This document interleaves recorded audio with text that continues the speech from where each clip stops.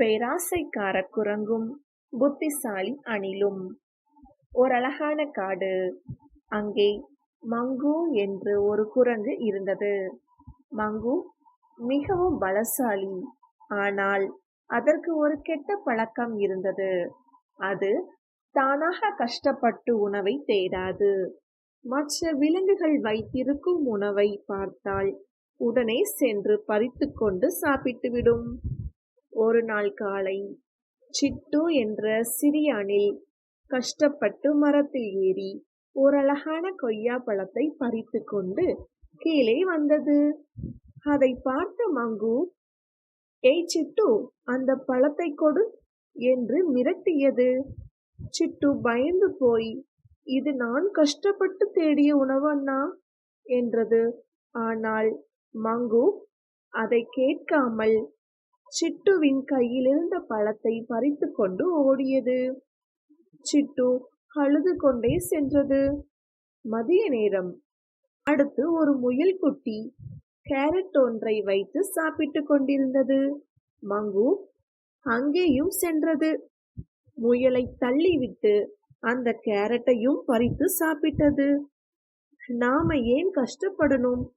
மத்தவங்க கிட்ட இருந்து பறிச்சு சாப்பிட்டா ஜாலியா இருக்கலாம் என்று நினைத்தது மங்கு. மாலை நேரம். மாலையில் மரத்தின் அடியில் ஒரு பெரிய பலாப்பழம் இருப்பதை மங்கு பார்த்தது. அதன் அருகில் ஒரு வயதான கரடி அமர்ந்திருந்தது. மங்கு நினைத்தது, அந்த கரடி தாத்தாவால் என்னை ஒன்றும் செய்ய முடியாது. அந்த பழத்தையும் நானே பறித்து சாப்பிடப் போகிறேன். வேகமாக ஓடிச் சென்று கரடி தாத்தாவிடமிருந்து அந்த பழத்தை பறிக்க தாவியது.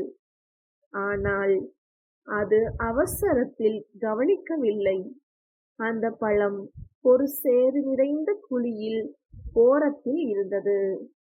பழத்தை பறிக்க முயன்ற வேகத்தில் மங்குவின் கால் வழுக்கியது. தொப்பக்கட்டீப் என்று சேற்று மண்ணுக்குள் விழுந்தது. அது பறிக்க நினைத்த பழமும் மண்ணுக்குள் புதைந்து போனது. மங்குவின் வாய் மற்றும் மூக்கு எல்லாம் மண் ஒட்டி கொண்டது. அதனால் மூச்சு விடக்கூட முடியவில்லை. அப்போது கரடி தாத்தா சிரித்துக்கொண்டே சொன்னார், "மங்கு, பார்த்தாயா? அடுத்தவர்களுடைய பொருளை பறித்து சாப்பிட நினைத்தால் கடைசியில் மண்ணை தான் கவ்வ வேண்டி வரும். நீயாக உழைத்து சாப்பிட்டிருந்தால் இந்த நிலைமை வந்திருக்குமோ?" மங்கு தலை குனிந்தது. இனிமேல் யாருடைய உணவையும் பறித்து உண்ணமாட்டேன் என்று உறுதி எடுத்தது. இந்த கதையின் நீதி: மண் பறித்து உண்ணேல். பிறருடைய நிலத்தையோ அல்லது பொருளையோ வம்பாக பறித்து வாழக்கூடாது. அடுத்தவர் பொருளுக்கு ஆசைப்படாமல் நாம் உழைத்து வாழ்வதே சிறந்தது.